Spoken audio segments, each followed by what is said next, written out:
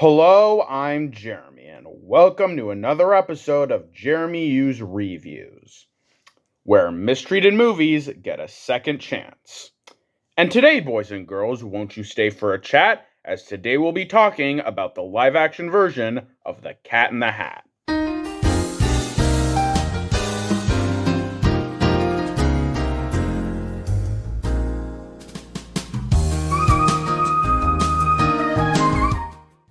Few children's authors are as iconic as Mr. Theodore Geisel, better known as Dr. Seuss. The guy has made some of the most iconic, creative, and crazy children's books, and impacted us in unimaginable ways. For example, he invented the word nerd. Yeah, a made-up word Dr. Seuss used to describe an animal in If I Ran the Zoo is now a commonly used term. That's how influential the guy is.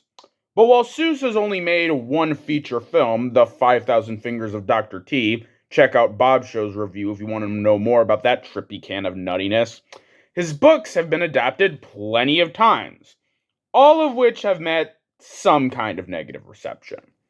But by far, the most hated of the Seuss movies is the subject of this video, the 2003 live-action Mike Myers-helmed version of The Cat in the Hat.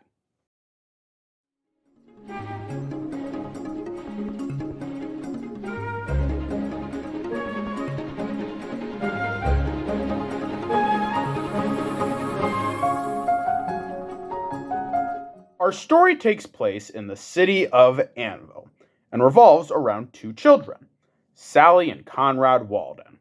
Sally follows all the rules, while Conrad is a constant rule breaker. Their mom, Joan, is a busy businesswoman who works for Hank Humberflug, an insanely germophobic man who runs a real estate business.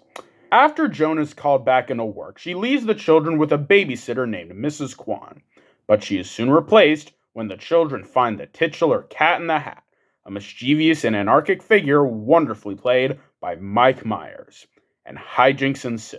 Okay. Let's get the main criticism of this film out of the way. The adult humor. On the one hand, I 100% understand someone being revolted by the idea of adult humor in a Dr. Seuss film, as the books of Dr. Seuss were incredibly wholesome and could be enjoyed by everyone. But here's the thing. It actually works. Unlike the Happy Time Murders, which, despite having a pretty good sense of humor, is terrible at adult jokes, the adult jokes in Cat in the Hat are actually pretty funny. This is because most of the adult humor comes from the cat, who brings in an absurdist aspect that gives the jokes charm.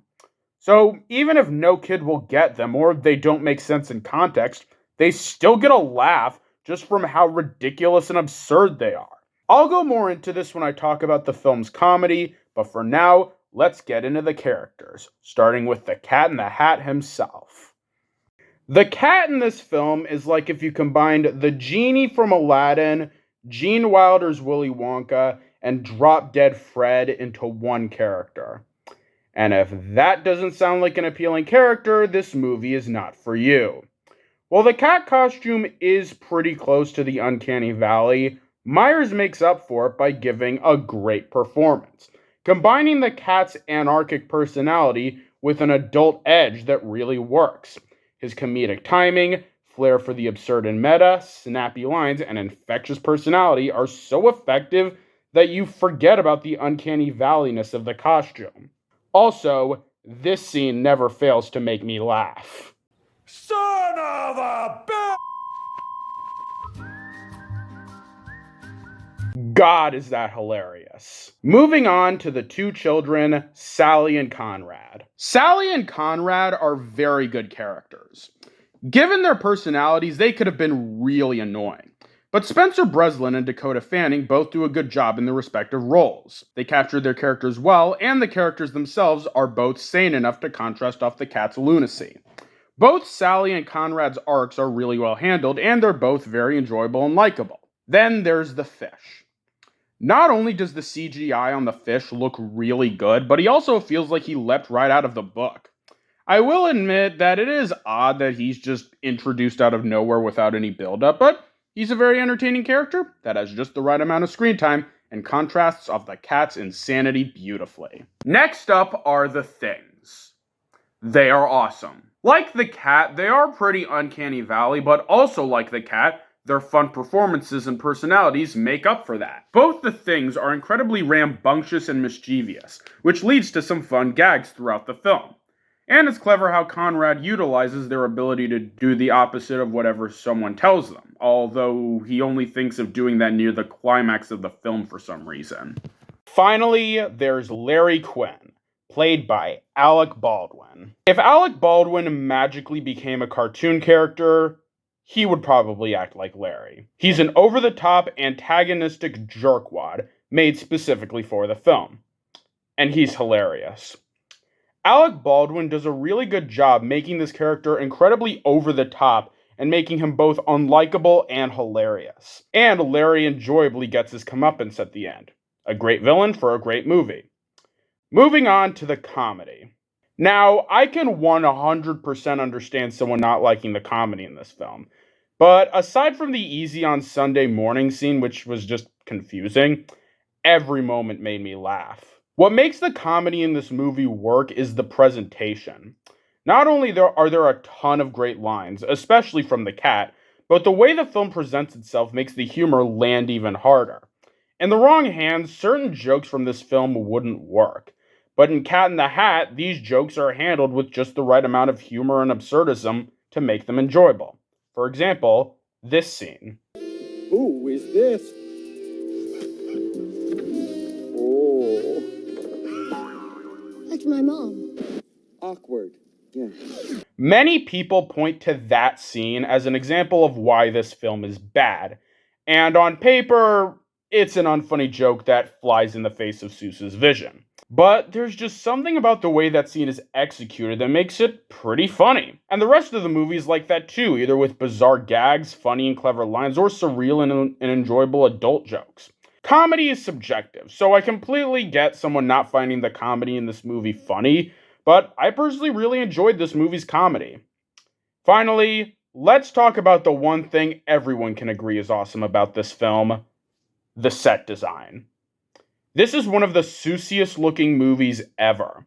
The film takes place entirely in the city of Anvil, and every inch of it looks like a Dr. Seuss location is leaping off the screen. The buildings are colorful, the streets are cool looking, the insides of the houses are flashy and Seussian, and when the crate gets unleashed, the set gets even more creative, trippy, and awesome. So while the movie itself might not exactly be faithful to the original book, the set is absolutely faithful to Seuss's style. In conclusion, Dr. Seuss's Cat in the Hat is similar to Rip Momney's cover of Put Your Records On, in that while I can understand someone finding it insulting, in my opinion, it manages to be a unique and creative experience. It has some imperfect elements. The cat costume is uncanny, the fish comes out of nowhere, and there were better ways of establishing Humberflube as a germaphobe than firing a new guy just for touching his hand. But overall, this movie was a very fun experience. The acting is great, the comedy is really enjoyable, and Mike Myers' Cat in the Hat is really full of fun and personality and makes any scene he's in a laugh riot. If you hate this movie, I absolutely get it. But while definitely not as good as the original book, Dr. Seuss's The Cat in the Hat is a very fun and trippy kids movie that I highly recommend checking out if you're a sucker for bonkers kids movies. That's all for now. Join me next time when things get a little spooky as we take a look at the underrated Exorcist parody, Repossessed. See you then.